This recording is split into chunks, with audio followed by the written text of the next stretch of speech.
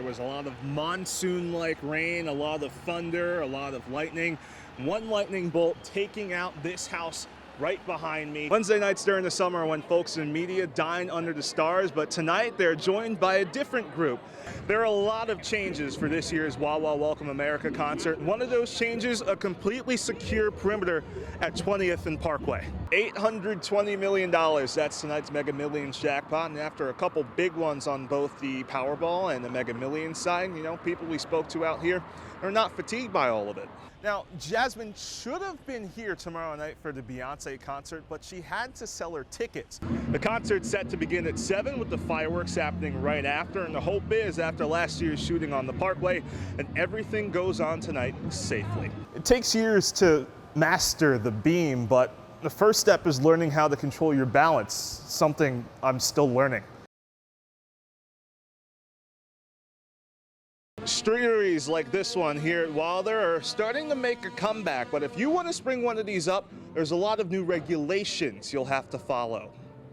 Outdoor dining is something that's stuck from the COVID era. Streeteries popping up all over Philadelphia with dining spots trying to stay alive. I think it's good for the restaurants because they need the extra space. Now, after the city created an application process in late 2021, shanty pandemic-era setups are being replaced with new spaces. At Wilder in Rittenhouse Square, owner Brett Naylor is expanding outside. He's never done it before. After all, delays pushed Wilder's opening 2 years to March 2022. When everything shut down, you know, it was a little nerve-wracking of we're opening a restaurant in a pandemic. What are we doing? But I was hopeful and, you know, still excited, and this is what I know, so, and, you know, here we are. Here we are didn't come without a long road. The Department of Licenses and Inspections taking over the process means this. Streeteries cannot be near fire hydrants, crosswalks, or intersections. Also, you can't start construction until L&I approves a design for your setup. Getting a license is taking some time too. L&I data show only 7 streeteries in the city with licenses. Applications opened last October, and since March, June is the only month with more than 1 license issued. Cuba Libre in Old City is rebuilding after being forced to take its old streetery down. The urge to get it back and running, driven by demand. We have our deck that people go to sit at if they want to sit outside, but that's also why we're doing this, just to expand. I always prefer sitting outside to inside, even if it's a little chilly out. And those setting up hope that if they build it, customers will come. In Center City, Chilekasi Adele, CBS News, Philadelphia. Wednesday nights during the summer when folks in media dine under the stars, but tonight they're joined by a different group. The Media 12U Little League team, which just won the state championship and is getting ready for the regionals. A pleasant dinner disruption on State Street in Media. The Bristol-bound Little Leaguers showcasing their new championship banner.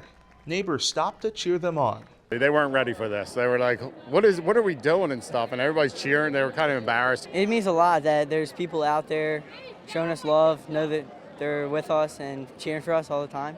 Media is a relatively small borough, so these players aren't distant athletes, but more like close friends. I can't even believe it. A lot of the Little League boys are my son's age, so I know a lot of the families, and it's just surreal, really. This is the team's first 12U state championship since 1957. After a couple of painful losses the past few years, they're now 3 wins away from reaching the Little League World Series in Williamsport. It just gave us a goal, and we set it, and our mindset's been to get into this moment in the Little League World Series the whole year. That mindset requires a lot of sacrifice. Manager Tom Bradley's son made it a point to be there for his players. He sacrificed his job to make that possible. It was a commitment I made 3 years ago. These kids and their families, you know, put their trust in us to go out there and teach their kids and improve their game on and off the field, not only as players, but, you know, as young men. He said, I promised these kids I would be there.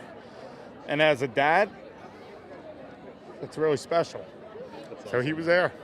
A busy road ahead for these kids. They got a few days of rest, and on Friday they head up to Connecticut to get ready for regionals. In Media, Delaware County, Chilekasi Adele, CBS News, Philadelphia. Monet Tillman Horsey's childhood dream is now reality at Dream Chasers Gym in Newcastle, Delaware. Well, from the time I was little, I always knew that I wanted to open up my own gymnastics facility. Here, young gymnasts work to get better, one flip, one balance beam rep at a time. All right, girls, let's do lines to start. Okay. It's a family affair. My oldest daughter, Tiara Wright, she's co-head coach here with me. And then our two sons, they also work the front desk and they clean the gym for us. But this former warehouse space isn't where it all began. I knew I wanted to start Dream Chasers, but I knew I had to start somewhere.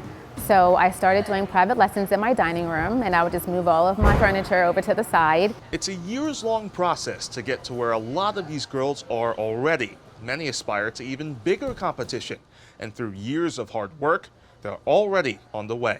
A lot of them have Olympic goals, elite goals, collegiate goals, so I would love to help them fulfill their dreams. So even I gave it a try. It takes years to master the beam, but the first step is learning how to control your balance, something I'm still learning. I like beam. I really like beam. I like gymnastics because it's something that challenges me in life, and it's helpful in my career for later. During Black Business Month, it's not just about life skills that come from gymnastics. It's about the community, young black girls interacting with those who look just like them. I have more people that are like me. Like, I'm more comfortable at this gym. The gymnasts say Miss Monet is an inspiration. She takes us in as she's one of her own, as we're like her family and her daughters, so it feels more like home. I love coaching the girls, and not only just being a coach, but being a mentor to them. And with Monet working on expanding once again, she hopes to pave the way for even more young dream chasers. In Newcastle, Delaware, Chilekasi Adele, CBS News, Philadelphia.